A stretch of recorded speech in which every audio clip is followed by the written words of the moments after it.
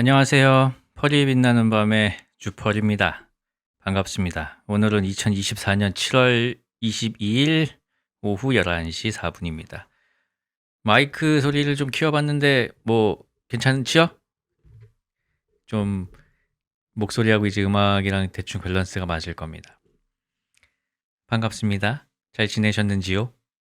오늘은 몇 주 아니고 한 1주 좀 넘은 것 같은데 제가 카페를 통해서 좀 부끄러웠던 이불킥, 개망신, 쪽팔린 이런 사연들을 좀 수집을 해봤는데요.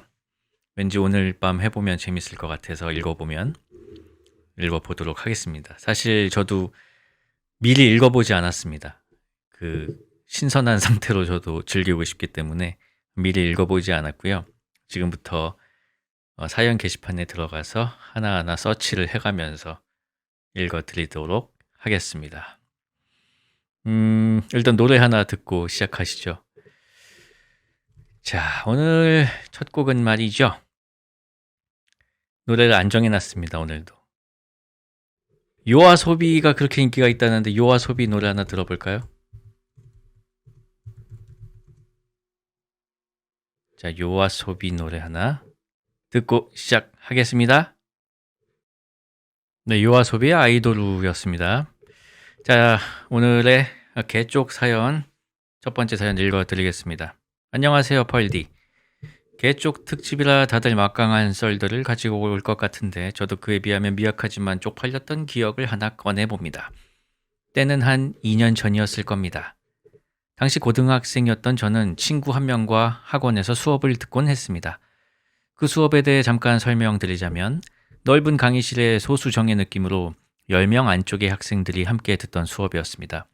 제가 들었던 반은 10명가량의 학생들 중 저와 제 친구만 남학생이었고 나머지는 다 여학생으로 이루어진 반이었고 다들 모두 공부를 열심히 하는 학생들이어서 수업 시간 대부분이 정적 속에서 선생님의 강의 소리만 들리는 그런 환경이었습니다. 쉬는 시간에도 학생들 간에 서로 말도 없고 매우 조용한 반이었죠. 하루 종일 남고에만 있다가 학교 끝나고 여학생들 가득한 반으로 수업을 들으러 가니 저는 같은 반 여학생들에게 나름 좋은 인상을 심어주고자 노력했습니다. 조용히 공부만 하는 친구들이라서 최대한 민폐 끼치지 않으려고 조용히 지내고 쉬는 시간에 떠들더라도 밖에 나가서 떠들고 수업 중에도 졸음을 참아가며 그렇게 수업을 들었습니다. 불길하다 불길해. 그러던 어느 날이었습니다.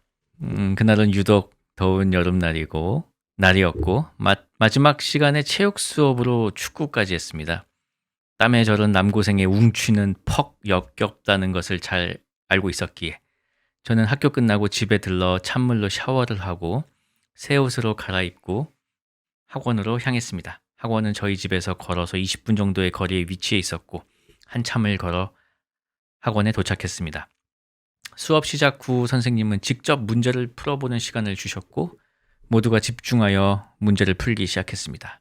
덕분에 숨소리조차 나지 않는 아주 고요한 교실에 샤프 움직이는 소리만 간간히 들렸죠. 그러나 너무 더운 날 땀을 너무 많이 흘렸던 걸까요? 아니면 전날 대항해 시대 2를 하다가 새벽 3시에 잤던 게 화근이었을까요? 갑자기 주체할 수 없는 피로가 몰려오기 시작했습니다. 평소엔 아득바득 버텼으나 그날은 폭염에 체육에 장거리 걷기까지 겹친지라 피로는 저를 무겁게 짓눌렀습니다. 이내 꾸벅꾸벅 졸기 시작했고 어찌나 피곤했는지 무아지경으로 잠에 빠져 허우적거렸습니다. 고개를 앞뒤로 흔들며 격렬하게 졸기 시작했지만 이미 끈적해진 잠이란 저를 떠날 줄을 몰랐습니다. 그렇게 한동안 꾸벅꾸벅 졸며 연신상모를 돌리던 저는 쾅! 하는 굉음과 함께 책상에 머리를 개세게 박고 말았습니다. 둔탁한 소리는 모두의 이목을 집중시켰고 저는 비몽사몽간에 그 시선을 느낄 수 있었습니다. 몇몇 학생들의 웃음을 참는 소리가 들렸습니다만 저는 잠에서 나오질 못했습니다. 이렇게 한 20분 정도 지났을까요? 저는 여전히 인사불성인 채로 몸을 가누지 못하고 있었습니다. 순간 도저히 못 버티겠다는 생각이 들었고 문득 정신이 아득해지며 곧 잠은행 대출을 갚는 것처럼 불가항력적인 잠에 빠져들었습니다. 그때였습니다. 침바오의 울음소리와 같은 가늘고 교태로운 소리가 들렸습니다.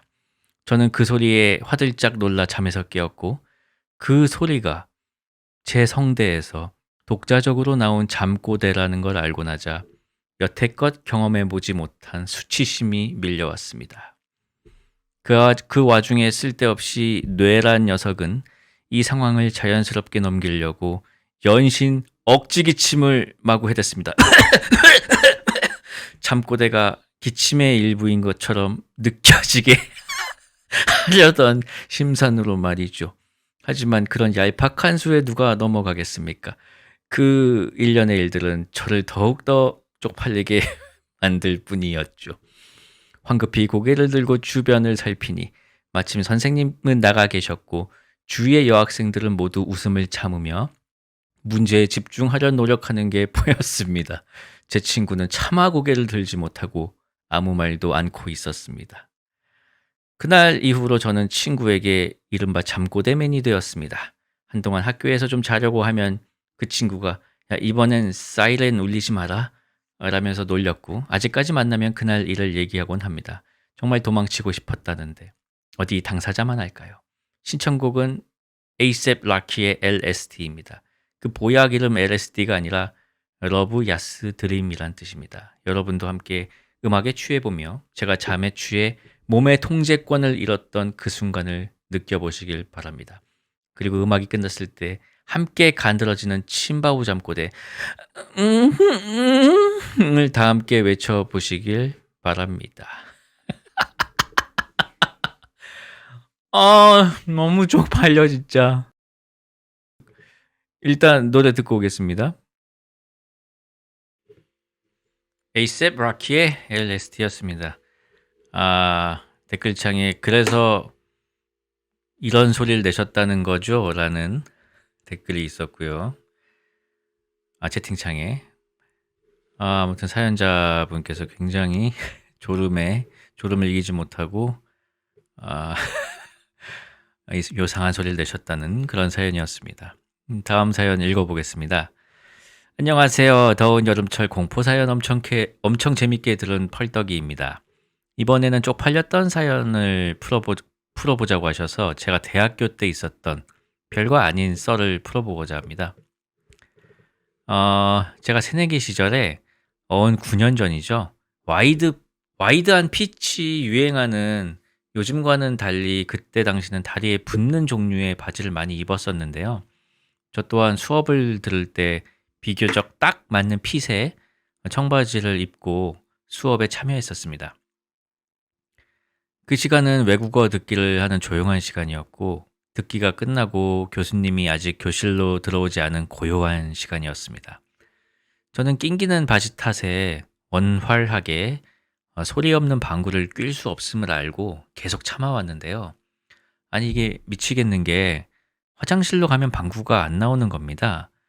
다시 교실로 돌아오면 배가 미친 듯이 아프고 화장실로 가면 방구가 안 나오고 이 짓을 반복하다가 안 되겠던 저는 엉덩이를 살짝 들고 엉덩이 골 사이를 살짝 벌려서 조용한 방구를 껴보자 하고 엉덩이를 장전했습니다. 바지 때문에 엉덩이도 함께 낑기고 있어서 그냥 힘을 안 주면 방귀가 안 나오더군요. 살짝 힘을 줘볼까 하는 순간 하고 소리가 났습니다. 정적만이 가득하던 수업 시간. 엉덩이를 살짝 들고 있던 상태로 얼어버린 저는 모두가 내가 방구를 낀 걸 알았겠구나 하고 식은땀이 났습니다. 그리고 엉덩이를 살포시 내리고 조용히 옆 짝꿍 친구에게 방금 그거 내 방구 소리인데 너도 들었지? 하고 속닥였더니 그 친구가 아니 너무 커서 방구 소리인지 몰랐는데?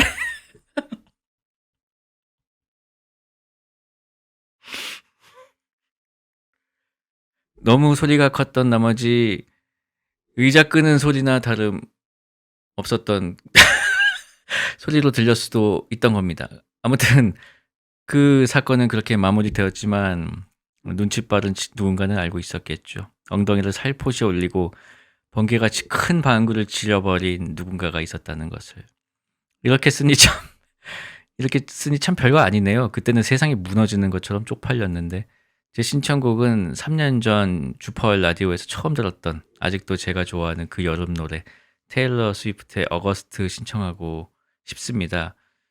쭈동그라미 씨 항상 응원하고 있으니 장마 철무더위에 행복하시기만을 바라겠습니다. 주디오스. 사실 아무도 기억 못할 거예요. 이런 쪽팔린 사연은 그 첫 번째 사연의 그 여학생들도 그렇고 이 방귀 뀌신 분도 그렇고 그날 교실에 있던 분은 아무도 이 사건을 기억하고 있지 못할 것이지만 본인에게는 이렇게 잊을 수 없는 사건이고 그 버스 타고 어디 가다가 갑자기 생각나고 자다가 남이 방귀 꼈을 때 한번 또 생각나고 또 자려고 누웠을 때 한번 생각나고 왜 이런 거는 평생을 계속 따라다니는지 미스테리입니다. 즐거운 추억이죠. 덕분에 모두가 웃었잖아요. 그럼 된 거죠. 자, 테일러 스위프트의 어거스트 듣겠습니다. 테일러 스위프트의 어거스트였습니다. 아주 노래가 좋습니다. 다음 사연 읽어드리겠습니다. 지하철 분당선의 종착역이 아직 선릉역이었던 시절의 일입니다. 오래전 일이라는 뜻입니다. 그날은 서울에서 볼일을 마치고 귀가를 위해 2호선에서 분당선으로 이어진 환승 계단을 내려가고 있었습니다. 계단 끝에 다다른 후 능숙하게 오른쪽 모퉁이를 돌아서 보니 마침 열차가 저 멀리서 출입문을 열어놓은 채 우르릉 소리를 내며 출발을 기다리고 있었습니다. 기다림 없는 환승, 그것은 뚜벅이에게 가장 개꿀인 상황. 분당선 환승을 수없이 해봤던 저는 일순간에 저 열차는 곧 출발한다는 직감이 들었고 전력 질주를 감행했습니다. 종착역이라서 일반 역과는 다르게 문을 오래 열어놓기는 했지만 언제부터 열려 있었는지는 몰랐기 때문입니다. 진지하게 무호흡 뜀박질을 한 덕분에 목표로 한 출입문은 빠르게 가까워져 왔습니다. 이 정도면 세이프가 확실한 거리까지 좁혀지자 여유가 생겼고 오로지 앞으로 꽂혀있던 시선을 돌려 창문을 통해 객차한 빈자리도 확인했습니다. 그리고 뒤로 차기만 했던 발을 감속하려 앞으로 뻗어 내딛는 순간 탁! 탁! 찍! 세 번째쯤에 감속 스텝이 미끈한 화강한 바닥에 미끄러지며 나 홀로 집에서 도둑들이 넘어지듯이 그렇게 시원하게 자빠졌습니다. 시간이 상대적이라는 것을 이때 잠시 체험했었는데 공중에 떠있던 찰나의 순간에 제 시야에 대걸레 자루를 쥔 청소 용역 여사님이 보인 것입니다. 아주 천천히 저와 눈을 마주치며 아주 천천히 시야의 프레임에 들어오셨다가 순식간에 빠져나가셨습니다. 알고 보니 여사님이 젖은 대걸레로 바닥을 닦고 계셨는데 하필이면 그 위를 문짝만 보고 뛴 미친놈이 밟아서 그 사고가 벌어진 것입니다. 여하튼 물리적 충격에 아주 잠깐 상황 인식이 안 되는 순간이 지나고 곧이어 심리적 충격이 왔는데 지하철 문이 돌연 슉 하는 경쾌한 소리를 내며 닥치더니 열차가 출발한 것이었습니다. 아니, 날 못 봤나? 왜 가는 건데? 아직 일어나지 못한 저를 두고 움직이는 열차를 어리둥절히 쳐다봤습니다. 무사히 탑승한 사람들의 시선이 컨베이어를 타고 흐르듯 사라지더군요. 그렇게 열차는 가고 쪽팔림이 찾아왔습니다. 그 자리에 있기 창피해서 저는 잡바링을 직관했을 사람들의 시선이 닿지 않는 구석으로 쫄래쫄래 찾아가 다음 열차가 올 때까지 찌그러져 있었습니다. 주위의 시선을 어지간히도 신경 쓰던 어린 시절이니 그랬겠지요. 등과 팔로 떨어졌기에 그다지 아프지는 않았습니다. 지금 똑같은 일이 벌어졌다면 글쎄요. 일단 보증 기간이 지난 이 몸뚱아리가 버텼을지가 의문이고 뛴 건 저의 잘못이기는 하지만 여길 왜 물로 닦냐고 여사님에게 대거리를 했을지도 모르겠네요. 그것이 계저 아니 아저씨니까요.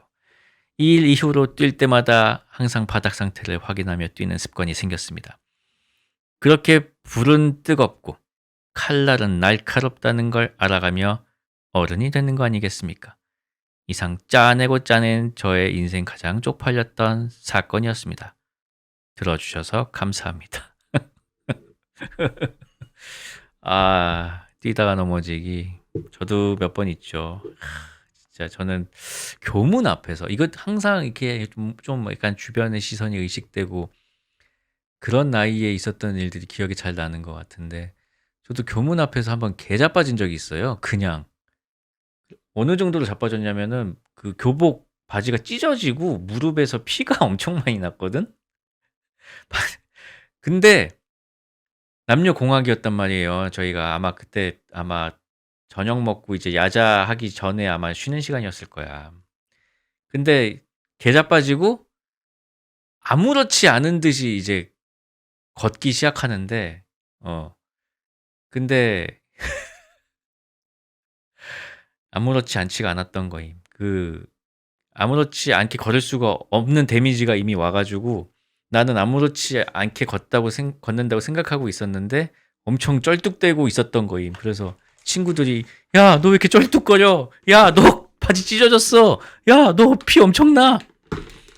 근데 친구들은 엄청 걱정하는데 난, 별거 뭐 없는데? 이러면서 계속 똑바로 걷고 있다고 생각했는데 엄청 쩔뚝쩔뚝 걷고 있었어. 그랬던 기억이 나네요. 지금은 만약에 그렇게 개자 빠진다? 그냥 아이고 하면서 계속 그냥 누워있을 것 같은데 실제로 너무 아파서 못 일어남. 아이고 누가 도와줄 때까지. 그럴 것 같은데요, 진짜로. 아무튼 신청곡은 이적의 물입니다. 자, 이적의 물이었습니다. 지금 비 오나요? 저희 동네는 약간 그냥 부슬부슬 조금 내리고 있는 것 같은데 많이 오는 데도 있나 보죠? 장마가 참 기네요. 비가 많이 와서 쨍쨍 해를 본 지가 언젠지 기억이 안 날 정도입니다.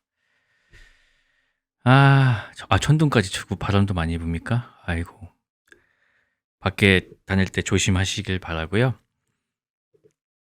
다음 사연 또 읽어드리겠습니다. 펄하 안녕하세요. 쭈제이님, 저는 어느덧 나이를 적당히 먹은 30대의 평범한 성인입니다. 현재는 회사를 그만두고 하루하루 퍼리펄의 DJ를 들으며 인생의 퍼리펄이 뭐죠? 무슨 소리신지 낙을 즐기고 있습니다. 최근에 들었던 펄밤에서 이불킥 사연, 살면서 가장 쪽팔렸던 사건을 모집한다는 소리에 펄펄 펄떡거리면서 달려왔습니다. 때는 초등학교 3학년 때였습니다. 저희 학교는 태권도를 무조건적으로 배워야 하는 시간이 있었기 때문에 전교생이 대강당에서 정권을 지르며 하루하루 보내던 날이었습니다. 어느 날 똑같이 태권도를 배우던 중 그날 하루 날이 더워 땀이 많이 나서 액체류를 많이 마셨던 탓이었는지 소변이 마렵기 시작했습니다. 무척이나 소심했던 초등학교 3학년 학생인 저는 배를 누를 때도 부끄러워서 잘 누르지도 못하고 남이 누르기만을 기다리던 그런 아이였더랬죠. 그 버스에서 하차벨 말씀하시는 거겠죠? 그랬던 탓에 전교생이 모여있는 강당에서 사부님께 당당히 사부님, 화장실 다녀오겠습니다. 라는 말을 못하던 아이였습니다. 그러던 중 참다 결국 일이 터졌습니다. 바지에다가 실례를 해버린 것이었습니다. 전교생이 있는 그 강당에서 말이지요. 겨루기를 하던 때에 저의 오줌을 밟고 한 아이가 미끄러져 넘어진 탓에 이게 어디서 나온 것인지 출처를 찾던 중 제 바지가 젖어 있는 걸 본 것이 아니겠습니까? 허허허허, 그때 사람들의 그 시선이 아직도 잊혀지지 않습니다. 더 웃긴 것은 어린 마음에 바지에 실례한 게 부끄러워 천장에서 물이 떨어진 거예요! 라고 말을 하던 제가 생각이 나 이렇게 후다닥 와서 글을 적습니다. 아직까지 더 부끄러운 이야기를 남들이 물어본다면 그 사연 먼저 떠올라 사람들에게 말해주곤 하는 어린 시절의 기억을 여기 계신 많은 분들과 공유해 보려고 합니다. 예전 고민 상담에서 펄님의 고등학교 바지 사건이 생각나 위로를 많이 받곤 했는데 제 이야기를 듣고 많은 분들이 심심찮은 위로를 받으셨으면 좋겠다는 생각에 글을 적어봅니다. 신청곡은 카더가드님의 그 자리 그대로를 신청해 주셨습니다. 아, 예전에 펄님의 고등학교 바지 사건, 이게 뭐냐면은 고등학교 졸업식 때였습니다. 지금은 모르겠는데 예전에는 졸업식 때 좀 짓궂은 장난들을 많이 했었죠. 뭐 교과서를 창문 밖으로 던진다던가, 뭐 밀가루를 서로 막 뿌린다던가, 교복을 찢는다던가, 막 얼굴에 막 낙서를 한다던가, 하여튼 좀 그런 문화들이 좀 있었는데 저희 학교는 그 정도까지는 아니었는데요.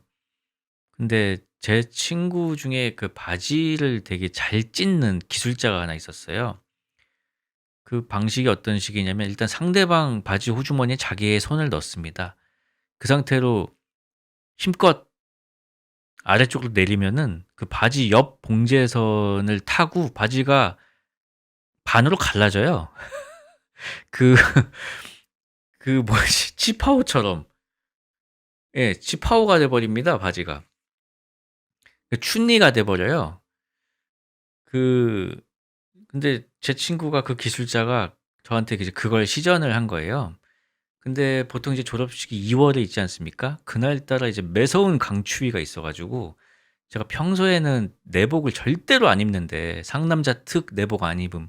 그날만 엄마가 계속 입고 가라 그래 가지고 살색 내복을 입고 갔어. 근데 그 바지 기술자가 이제 찢은 거예요, 제 바지를. 그래서 바지가 반으로 갈라지면서 제 내복이 이렇게 쫙 나왔죠. 근데 저희가 이제 남녀 합반이었거든요. 그래 가지고 어 굉장히 이제 쪽팔렸던 그런 기억이 나네요. 그 친구는 현재 제주도에서 여름에는 초당 옥수수, 겨울에는 감귤 농사를 지으면서 즐겁게 살고 있습니다. 네이버 스토어에서 토부 농장을 검색하시면 아니 이게 이렇게 돼? 네이버 스토어에서 토부 농장을 검색하시면은 제 친구가 정성껏 수확한 초당 옥수수를 드실 수 있습니다. 정말 맛있답니다.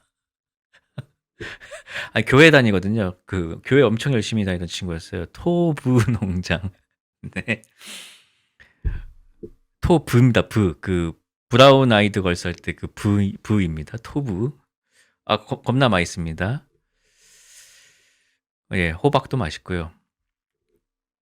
토부가 뭔 뜻이냐고요? 저도 잘 모르겠는데 그 뭐 기독교랑 연관된 단어라고만 알고 있습니다.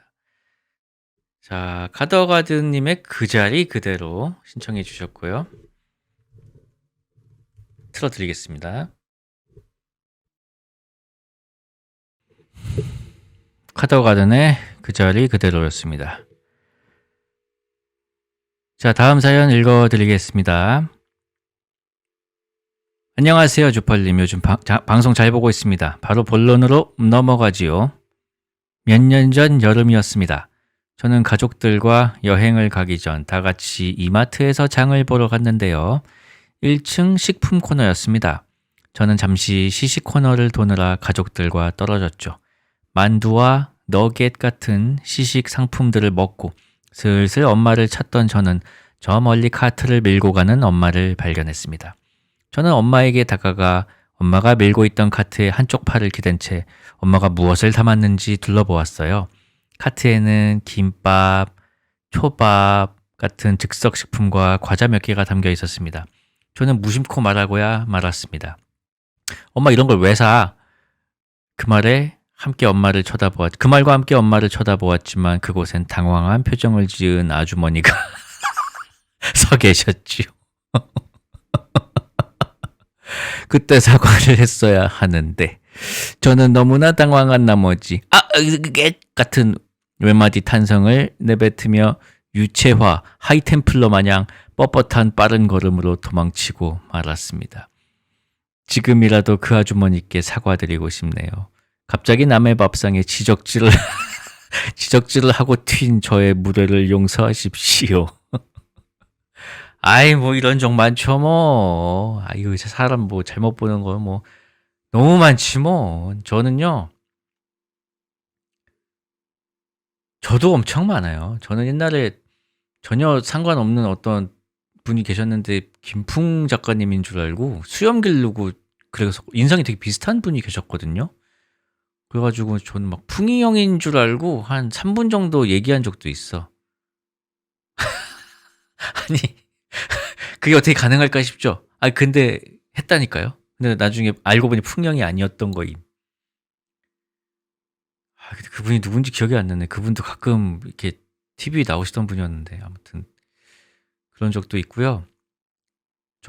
이것도 또 학창 시절 얘기인데 이것도 아마 옛날에 라디오에서 얘기했었던 것 같은데 제가 운동장 반대편으로 가고 있었는데 학교 스탠드에 제 엄청 친한 친구 광주가 앉아 있는 거예요. 그래서 너무 제가 좋아하는 친구라서 걔랑 맨날 만나면 추는 춤이 있거든요. 약간 붕딱 같은 춤인데 그걸 계속 추면서 광주야! 광주야! 하면서 계속 그 춤을 추면서 한 50m를 갔는데 한 20m쯤 가까워지니까 이제 그 친구가 광주가 아님을 알게 됐어.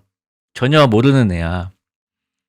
붕딱 같은 춤을 추면서 계속 나는 갔던 거지, 걔한테. 그래서 어떻게 했는지 아세요? 계속 광주야! 광주야! 하면서 걔 앞을 지나갔어. 저 멀리 있는 다른 광주가 있는 것처럼. 아무도 없었는데. 아, 쪽팔려, 진짜. 아, 10하남자라고요? 그럼 상남자는 어떻게 해요? 바로 멈추고, 아, 미안. 내 친구 광주인 줄 알았어. 그리고 이 춤은 내가 광주와 함께 추는 붕딱 같은 춤이었어. 미안하다.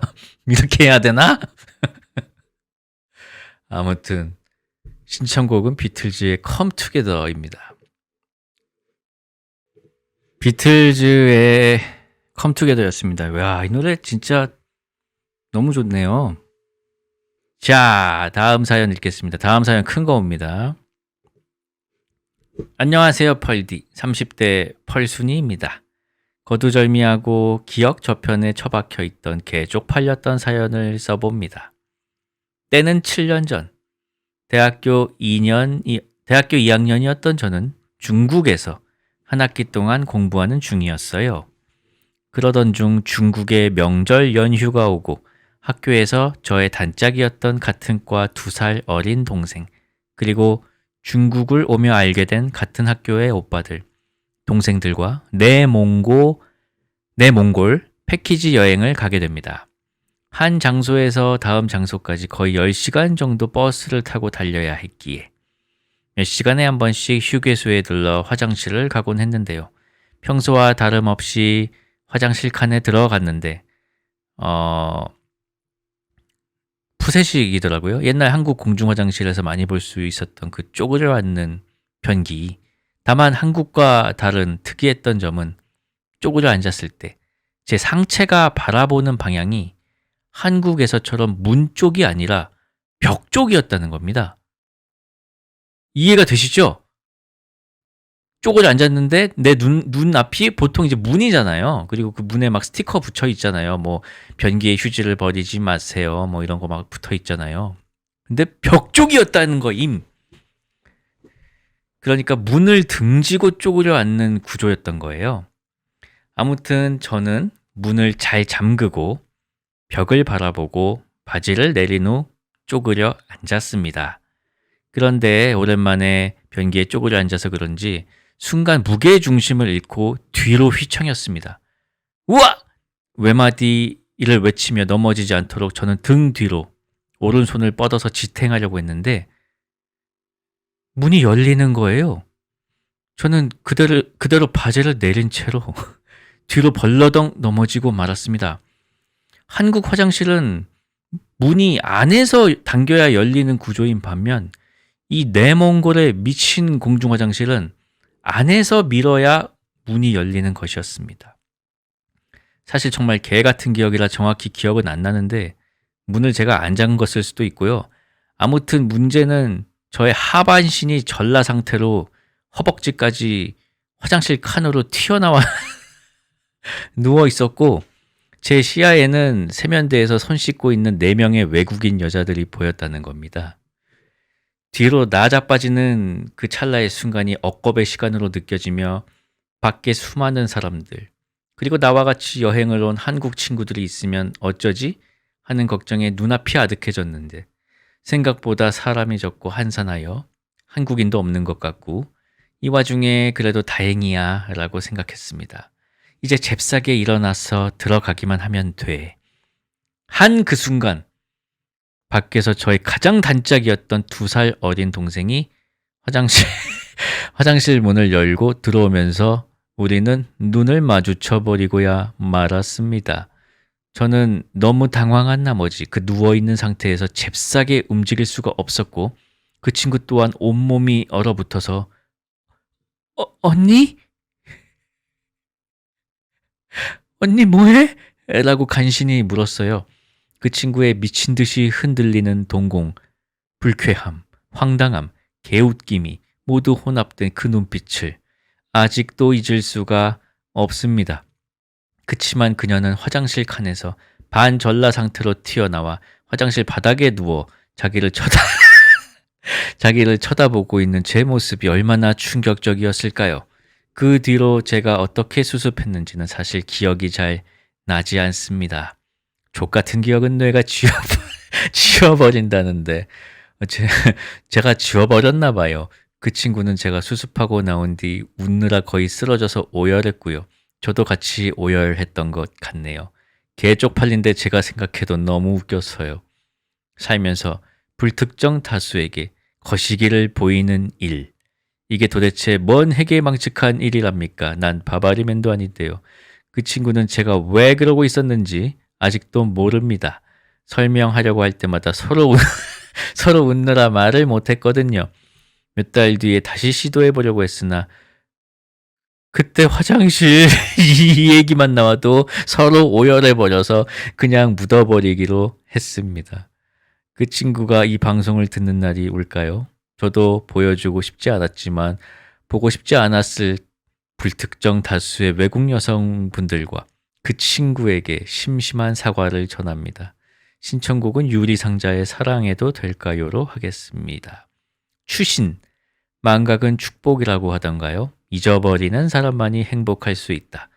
펄디가 개쪽 사연 모집한다는 글을 보고 나 개쪽 사연 뭐가 있지? 사연 올리고 싶은데 난 왜 개쪽 당한 일이 없지? 무려 사흘이나 고민하다가 이 사건이 생각났네요. 지워버렸네 이분 진짜. 진짜 상황이 너무 그려져서 정말 많이 웃었습니다. 사연 감사합니다. 자, 신청곡 유리상자의 사랑해도 될까요? 틀어드리겠습니다. 이 사연은 신청곡까지가 그 완성이었군요. 왜 이렇게 노래 가사가 웃기게 들리죠? 이 사연을 읽고 들으니까. 아무튼 대단한 필력과 센스였습니다. 감사합니다. 자, 다음 사연 또 읽어드리겠습니다. 안녕하세요. 언젠간 제 사연이 펄이 빛나는 밤에 나오는 게 꿈이었는데 인생에서 가장 창피함을 느꼈던 때가 언제였나 고민해보다가 이렇게 사연을 적게 되었습니다. 때는 바야흐로 2021년 대학 입시가 끝난 이후에 저와 제 친구들은 해외여행을 가기로 했습니다. 제가 총무를 맡게 되어 숙소 예약이나 비행기표 예매를 하게 되었죠. 예약을 하는 과정에서 문제가 생기게 되어서 친구 중 한 명이랑 문자를 하며 예약에 집중하고 있었습니다. 그러기를 30분이 지났을 무렵 극적으로 문제가 해결되었고 흥분을 감추지 못하고 친구에게 Oh, yes! Fucking yes! 요 티켓도 겟떠다제! 저 럭키! WWWW를 남발하며 기쁨을 마구 표출해 주었습니다. 여기서 일어나서는 안 될 일이 일어나고 말았습니다. 문자를 주고받던 친구 바로 옆에 학생의 여자 후배 2명이 저희의 문자 내용을 보고 있었고 오빠 안녕? 말투가 이랬구나 하하 라는 문자가 저의 핸드폰으로 사정없이 날아들었습니다. 참고로 저는 숫기도 없는 편이고 여자 앞에서는 그게 심한 편이라 학생회 안에서는 거의 한마디도 안 하고 특히 여자 후배들은 거의 피해 다닐 정도로 낯가림이 심했습니다. 저는 그 순간도 엄청난 창피함과 그 친구를 죽여버리고 싶다는 생각이 들었고 아니 지가 해놓고 왜 친구를 죽여. 한동안은 그 후배들을 마주칠까 노심초사하며 지냈더랬죠. 쭈펄님도 자신의 본 모습을 들켜 쪽팔렸던 순간이 있으신지요? 라는 사연이었습니다. 아니 본인이 흥분을 감추지 못하고 친구에게 오야스, 버킹야스, 우효, 티켓도 개또다제라고 보내줘놓고 왜 친구를 죽이고 싶어 하세요? 아니, 이상한 사람이네 진짜. 아무튼 너무 웃긴 사연이었고요 이것도. 아니 근데 그런 거를 봤다고 해서 그 여학생들이 아니 평소 말투가 이러셨군요 라고 보낼 정도면 안 친하면 아예 안 보내거든요. 이런 거 뭐 그런갑다 하고. 근데 이런 게 계속 날아왔다는 거는 그래도 이렇게 좀 왕래가 있는 거 아닙니까? 뭐 그렇게 막 너무 아싸 뭐 이런 거 아닌 것 같은데. 여러 가지로 이해가 안 되는 부분 투성이인 사연이군요. 아무튼 재밌었습니다. 자, 이번 사연은 좀 하드코어합니다. 각오를 하고 좀 들어주십시오. 안녕하십니까 쭈펄님. 맨날 방송 듣기만 하다가 개쪽 특집을 해서 용기 있게 한번 보내봅니다. 혹시나 말하지만 비위 조심하세요. 때는 초등학교 6학년이었습니다. 저는 가족들과 함께 지인의 결혼식에 참석했습니다. 기억은 잘 안 나지만 가까운 지인이어서 아는 사람들이 매우 많았지요. 저야 뭐 초6이었을 때니까 집에 가서 메이플 할 생각만 가득했습니다. 그리고 이제 귀가하려고 차를 타려는 순간 배에 신호가 왔습니다. 그렇습니다. 똥이었지요. 그치만 저는 집 화장실에서만 똥을 쌀 수 있는 이상한 병이 있었습니다. 지금은 고쳤지만 그 당시에는 외부 화장실, 특히 학교 화장실에서 똥을 싸는 건 상상조차 못했어요. 이런 사람들 꽤 있죠. 이게 버릇이 돼서 이젠 집 변기에서만 똥이 나와버리게 되었죠. 그래서 당시에 저는 이 정도면 뭐 하는 생각으로 차를 탔죠. 집까지의 거리는 1시간이었습니다. 그리고 제 뱃속은 울렁이는 차의 리듬에 맞춰 요동치기 시작했습니다. 식은땀이 났습니다. 그치만 소심함의 끝판왕이었던 저는 엄마 아빠, 엄마의 친구분에게 절대 말하지 않고 그저 조용히 참을 뿐이었습니다. 그리고 드디어 집 앞에 차가 섰습니다. 똥 참아본 사람은 알겠지만 집에 가면 갈수록 진통의 주기가 점점 짧아지게 됩니다. 제가 차에서 내렸을 때에는 한계구나라고 느꼈던 게 뛸 수가 없을 정도였습니다. 관략근에 걸쳐져 있던 똥이 뛰자마자 바로 나올 것만 같았어요. 그래서 저는 천천히 아기를 다루듯이 아파트로 걸어갔죠. 아파트 공동현관 비밀번호를 0.36초 만에 누르고 저 멀리 엘리베이터가 보였습니다. 제발 1층에 있어라. 애석하게도 엘리베이터는 6층이었습니다. 저희 집은 8층이고요. 그 순간 머릿속에 두 가지의 선택지가 있었습니다. 엘리베이터를 기다리기, 그리고 계단으로 가기. 바보가 아닌 이상 엘리베이터를 기다렸다가 타는 게 무조건 이득이지요. 그런데 저는 이미 이성을 잃었기 때문에 가만히 있을 수도 없어 계단이 빠르겠다라는 아주 어리석고도 멍청한 판단을 내립니다. 하지만 계단을 오르는 행위는 걷는 것과는 차원이 다르더군요. 계단을 오름과 동시에 제 관략근은 열려버렸습니다. 그 당시 저는 기억이 나요. 세상이 다 하얗게 보였습니다. 마치 계곡과도 같이 1층과 2층 사이에서 그것이 계단을 타고 흐르고 있었습니다. 문제는 여기서 끝나지 않았습니다. 냄새는 문을 뚫나봅니다. 저는 1층과 2층 사이에서 그저 얼어붙은 채 있었는데 2층에 있는 문이 열리면서 어떤 여자아이와 눈이 마주쳤습니다. 같은 아파트 단지에 살고 있는 제 옆반 여사친이었습니다.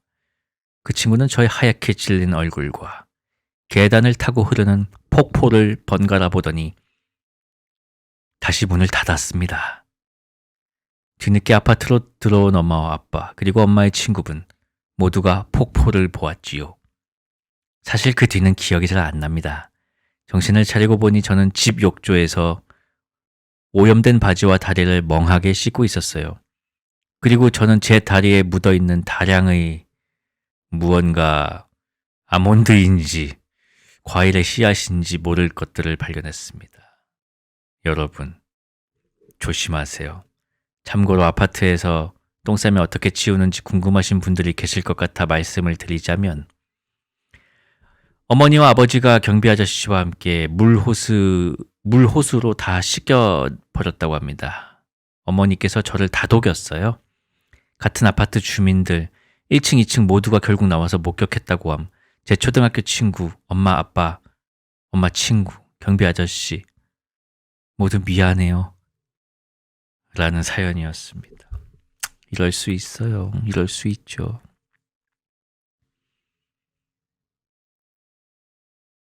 그 공감은 충분히 했으니까요. 이제 해결을 좀 해드리자면은 저도 얼마 전에 알게 된 사실인데 급동이 올 때 누르는 혈자리가 있더라고요. 장문혈이라고 그 팔뚝 안쪽에 한 네 번째 손가락에서 한 두 뼘 정도 내려온 곳인데요.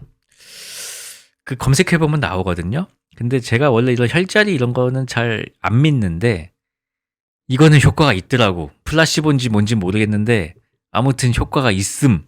그래가지고 저도 이런 상황을 미연에 방지하기 위해서 제가 만약에 작은 타투를 몸에 하나 새겨야 한다면 이 장문혈 자리에 스탑이라는 작은 타투를 새기고 싶어요. 왜냐하면 이 정확한 위치가 항상 애매해가지고 그 한의사분에게 정확하게 고증을 받아서 위치를 파악한 다음에 여기에 스탑 버튼을 타투로 새기는 것도 혹시 이렇게 좀 급성으로 자주 오시는 분이라면 저는 추천을 드리고 싶거든요.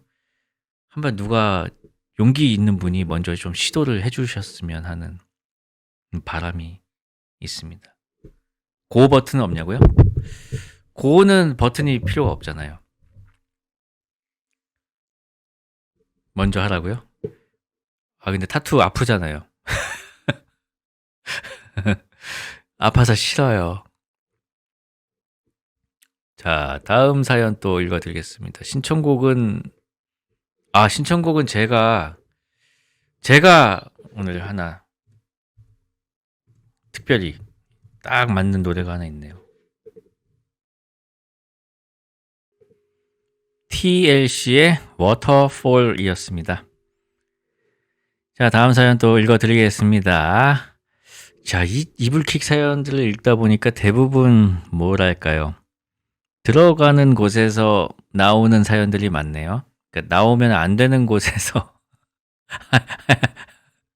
그러거나 아니면은 아무튼 이렇게 뭔가 좀 뿜어져 나오는 의지와 상관이 없이 그런 사연들이 많이 있는데요. 아무래도 뭐 그럴 수밖에 없겠죠. 이번 사연도 이제 그런 카테고리에 들어갈 수가 있겠습니다. 안녕하세요, 펄디 펄떡이님들. 저는 28살 벌순이입니다. 이불킥 사연을 모집한다고 하셔서 달려왔습니다. 게임에서 알게 된 오빠가 있었어요. 저랑 11살 차이가 나는데 말이 잘 통하고 성격이 완전히 정반대라 제가 못하는 걸 잘하는 모습들이 너무 멋있어 보였어요. 같이 게임하다가 카톡을 주고받다가 전화를 하게 되고 만나지는 않았지만 서로 호감이 있다는 걸 알 수 있었어요. 저는 울산에 살았는데 그 오빠는 서울에 살았어요. 제 친구가 공부하느라 노량진에서 자취를 했는데 그 친구와 오랜만에 보자고 내가 니네 집에 놀러 가겠다고 1박 2일 약속을 잡아놨었어요. 그걸 말했더니 서울에 온다고? 그럼 얼굴 한번 보자 이렇게 된 거예요. 그래서 저녁에 잠깐 얼굴만 보기로 했죠. 그날이 다가왔습니다. 차디찬 2월의 겨울이었어요. 서울에 올라가 5시경 친구랑 만나서 밥을 먹었어요. 오빠랑은 8시쯤 보기로 했고요. 참고로 저는 찐 INFP입니다. 이미 호감이 있는 상태에 자존감이 낮았던 시기라서 나를 보고 실망하면 어쩌지 떨리고 긴장돼서 가슴이 쿵쾅거렸어요. 이대로는 안 되겠다 싶어서 밥 먹으며 반주를 소주 2병 정도 걸쳤는데 제가 술이 세거든요. 근데 그날이 반주로 소주를 2병을 드셨다고요? 그날 아이 기아인 84야 뭐야? 그날은 컨디션이 안 좋았나? 왜 이렇게 갑자기 취하는지. 시간이 다 됐고 친구한테 집에 먼저 가 있어. 저번에 말했던 그 사람 잠깐 보고 들어갈게. 하고 친구 집 근처에서 기다렸어요. 잠시 후 전화가 왔어요.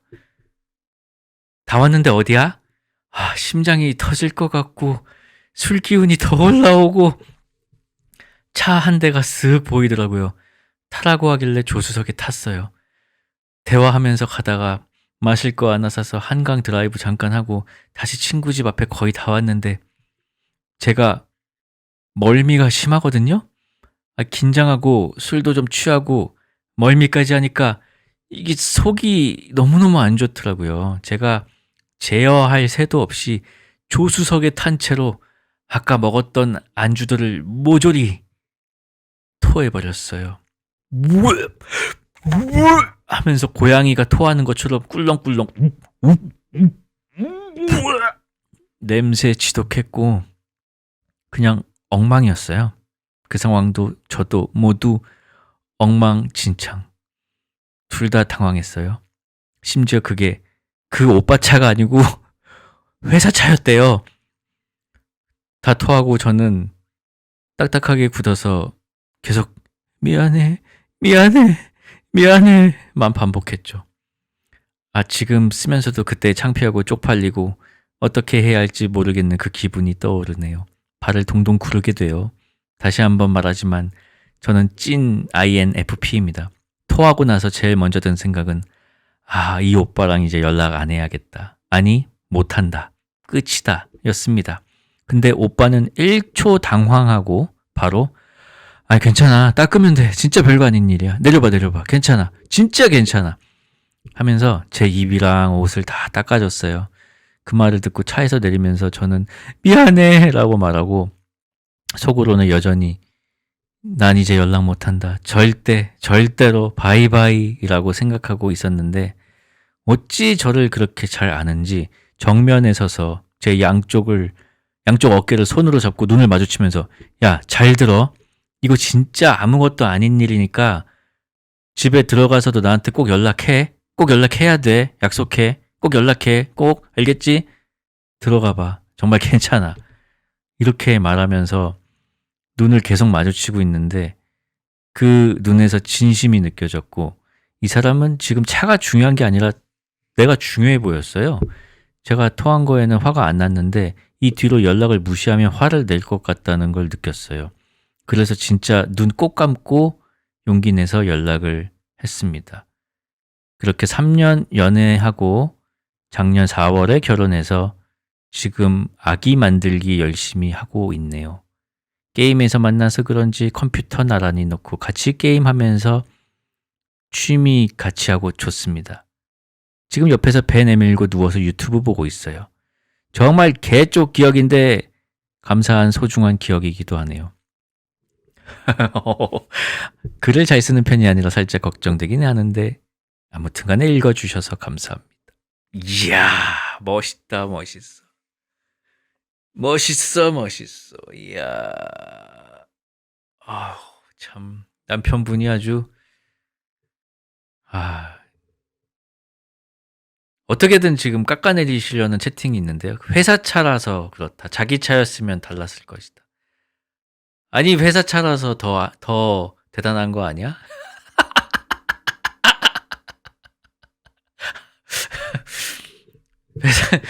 회사 차라서 더 곤란하지. 아무튼 엄청난 첫 만남이었네요. 이거 진짜 이거는 뭐 나중에 애기 태어나가지고 이제 요즘 열심히 만들고 계신 애기가 나중에 다 커가지고 엄마 아빠는 처음에 어떻게 만나서? 하면은 이 얘기 해주시면은 아주 까르르 또 이제 배꼽 한번 빠지는 거지 뭐. 참 재밌는 사연이었습니다. 신청곡은 스키니 브라운과 토이 부른 Don't Flex on Me입니다. 자, 이불킥 사연 특집인 줄 알았더니 알고 보니 햇반 특집, 햇반 2개 더 돌리세요 특집이 되어버리고 있는 펄이 빛나는 밤입니다. 다음 사연은 마치 멀티버스와 같은 사연인데 너무 신기해서 읽어드리겠습니다. 안녕하세요, 펄디. 제 인생 최대로 개 쪽팔린 일이라 비밀글로 사연 작성합니다. 부디 저의 닉네임은 펄디 혼자만 알아주세요. 그럼 사연 들어갑니다잉. 때는 바야흐로 2000XX년. 전 갓 20살이 된 소녀였습니다. 그 당시 저는 소녀답게 짝사랑하는 오빠가 있었지요. 같은 중학교였는데 저만 일방적으로 알고 있다가 제 입시가 끝날 쯤 어찌어찌 연락이 다 썸인 듯 썸 아닌 관계를 지속해오고 있었습니다. 아마 썸이었을지도. 그분과 고3 때부터 했던 약속이 있는데요. 그것은 바로 성인이 되면 같이 술 먹기였습니다. 그리고 얼마 되지 않아 제가 성인이 되었죠. 전 꽤나 직진녀 타입이라 속전속결로 날을 잡았습니다. 우리는 땡땡역에서 만나기로 했죠. 저희가 가게 된 술집은 술을 직접 가져오는 시스템이었습니다. 안주를 시킨 후 술장고로 같이 향했는데 그분이 크랜베리 주스를 보더니 이거 소주랑 섞어 먹으면 진짜 맛있어 라고 하는 거예요. 신나 보이는 모습이 귀여웠어. 그럼 그렇게 먹자 하고 주스와 소주를 한 병씩 들고 자리로 갔습니다. 이거 그대로 앉은 채로 뒤져버리는 술인데? 크랜베리 소주는 정말 오빠 말대로 개 맛있었어요. 술은 맛있고 앞에는 좋아하는 사람이 나를 보며 떠들고 있고 술이 계속 들어갔죠. 소주 한 병은 금세 바닥을 보이고 저희는 크랜베리 소주를 계속 먹었습니다. 계속. 보통 20살이 되면 거의 매일 술자리가 있잖아요. 그래서 전 제가 제 주량을 완벽히 알고 있는 줄 알았습니다. 하지만 그것은 20살의 치기 어린 오만함이었습니다. 크랜베리 소주를 들이키다가 정신을 차려보니 저는 화장실 바닥에 앉아 자고 있었습니다. 부재중 전화가 5통 정도 찍혀 있었죠. 다행히 오래 잔 건 아니고 10분 정도 잠든 것 같았습니다. 정신 차리고 그 와중에 얼굴 단장하고 아무렇지 않은 척 나가서 이제 일어나자고 했습니다. 이게 쪽팔린 썰이냐고요? 이제 시작입니다. 술집에서 저희 집에 가려면 지하철을 2정거장 정도 타고 가야 했는데요. 착한 오빠는 집에 데려다 주겠다며 반대 방향인데도 저와 동행했습니다. 그런데 지하철을 기다리던 그때 갑자기 참을 수 없는 오심이 들었어요. 야, 오심은 그 구역감 토하고 싶은 말을 한문으로 쓴 거 아닙니까? 오심이라는 말 진짜 어려운 말. 오심이 들었어요. 손으로 입을 막고 당장 뱉을 곳도 없는데 어떡하지 하다가 그만 못 참고 울컥 제 손에 뱉어버렸어요. 갑자기 수위 확 깨고 0.3초 만에 정신을 차려 쓰레기통에 마저 했는데 야, 이거 써놓고 보니 개민폐네요. 아무튼 그렇게 시원하게 토를 하고 입과 손과 옷에 토를 묻힌 채로 집에 갔어요. 착한 오빠는 계속 괜찮다고 하면서 저를 끝까지 집에 데려다 주더군요. 놀랍게도 그 이후로 저는 철판 깔고 연락을 했어요. 오빠도 20살인데 그럴 수 있다며 어제 뭔 일 있었나? 라는 식으로 넘어가줬죠. 하지만 염치 없이 계속 연락하는 제 자신에게 오심이 들어 그만두었습니다. 그렇게 20살 소녀의 짝사랑도 끝이 났지요. 그때 토범벅 소녀를 끌고 끝까지 집에 던져다 준 오빠에게 정말 고맙다고 하고 싶어요. 오빠는 이제 더 이상 그 역 근처에도 가고 싶지 않겠죠. 검정치마의 상수역 신청합니다. 아니, 검정치마의 상수역을 신청하실 거면 왜 역 이름을 땡땡역이라고 하신 거죠? 아무튼 마치 이전에 결혼하신 사연의 멀티버스와 같은 사연이라 신기해서 읽어보았습니다. 검정치마의 상수역이었습니다. 자, 다음 사연 또 읽어드리겠습니다. 펄디 안녕하세요. 부끄러운 밤입니다. 부끄러운 사연 하면 뭐니 해도 사춘기 시절 짝사랑 이야기를 따라올 수가 없죠. 이 이야기는 제 고등학교 때의 이야기입니다.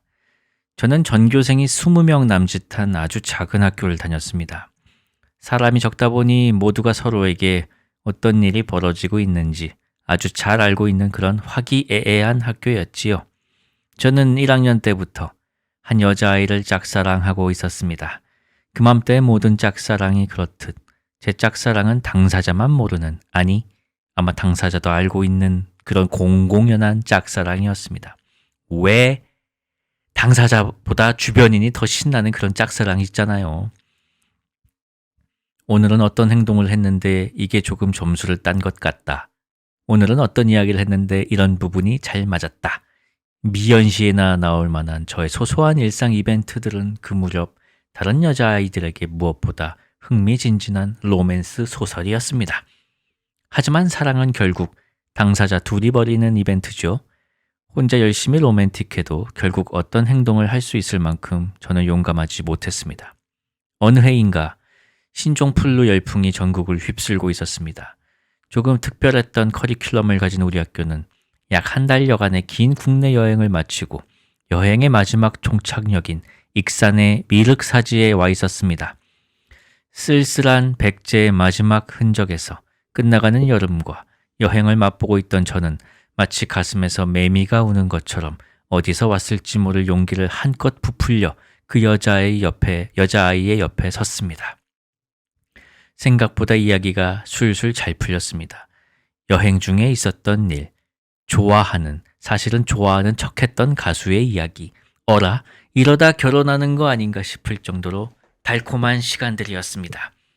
비록 서울로 돌아오는 KTX에서는 함께 앉지 못했지만 다른 여자아이들이 모두 제 자리로 몰려와 둘 사이의 공기가 달라졌음에 호들갑을 떨었습니다.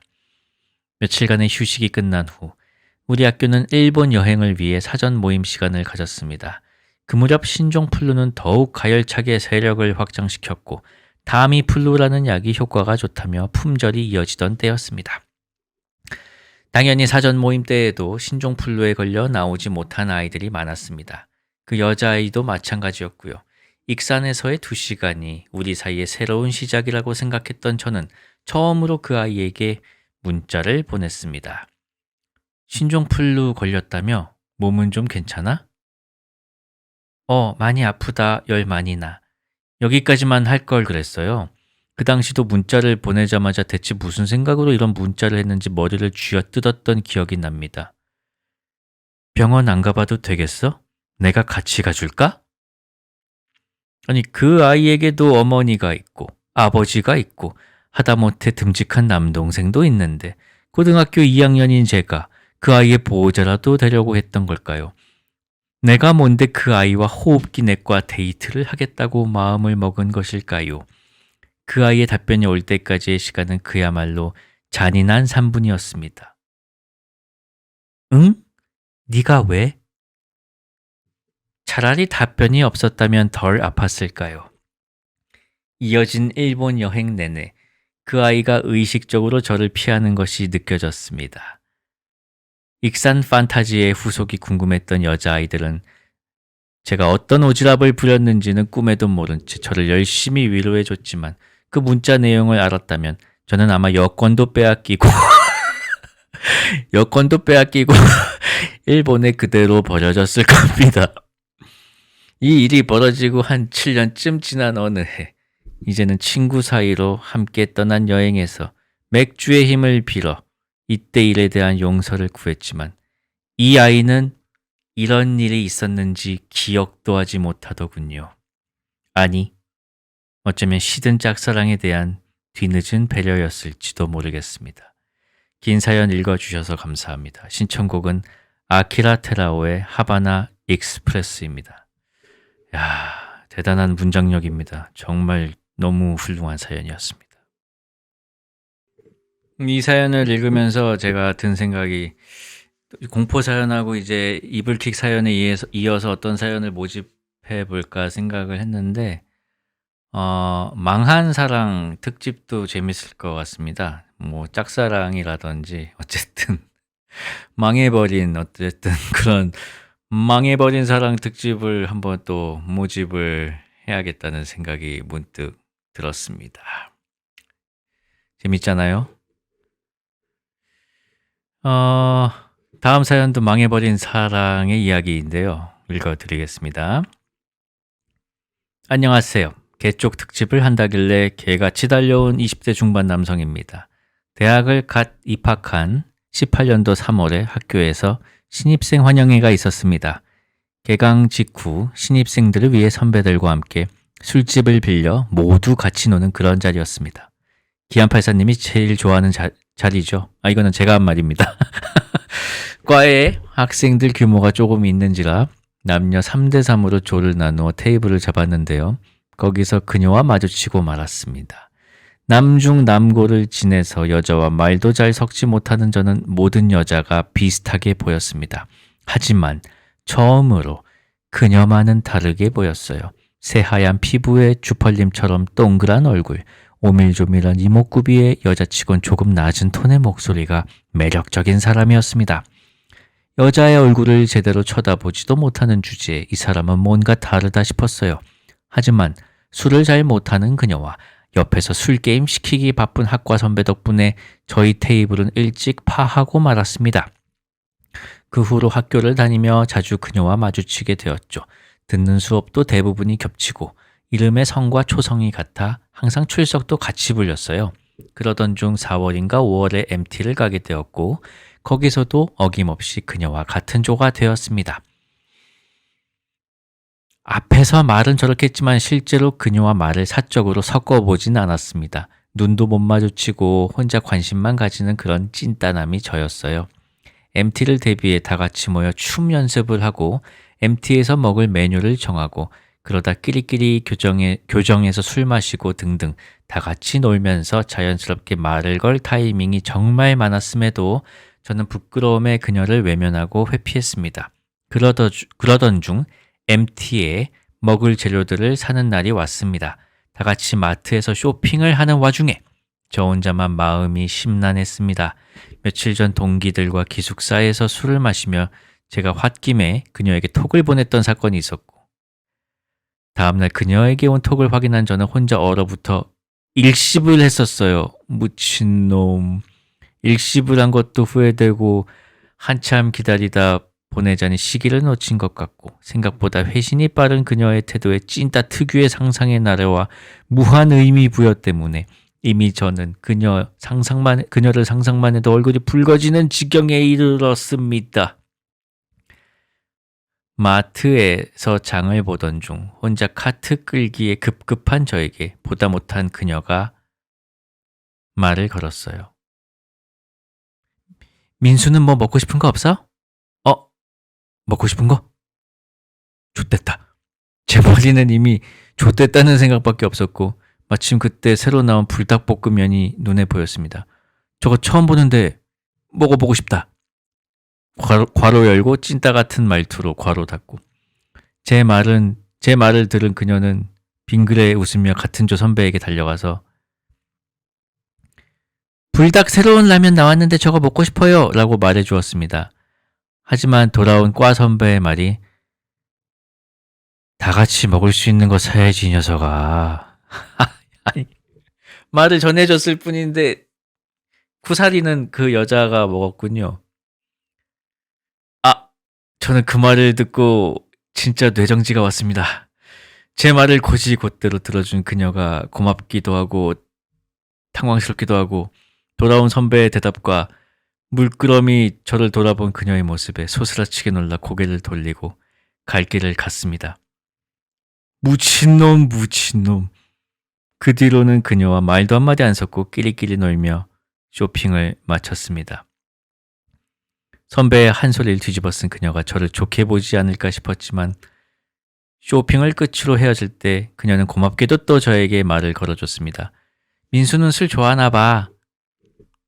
남자 동기들이랑 한잔 하려고 손에 소주 봉투가 있는 채로 저는 말했습니다. 하하하, 내가 술을 좀 좋아해!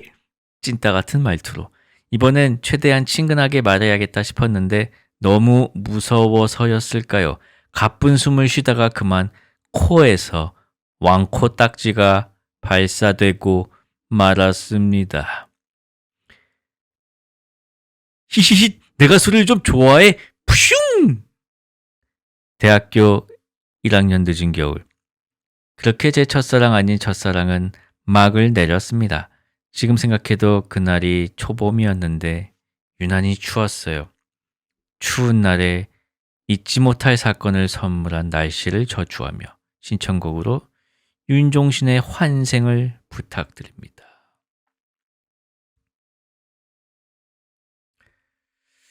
진짜 개 싫다라는 채팅이 지금 있고요. 히히 딱지발 히히 딱지발사라고. 예. 코 좀 평소에 파주세요라는.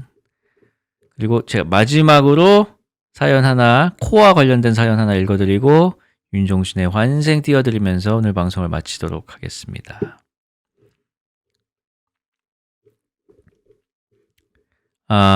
그리 오래된 일은 아닙니다.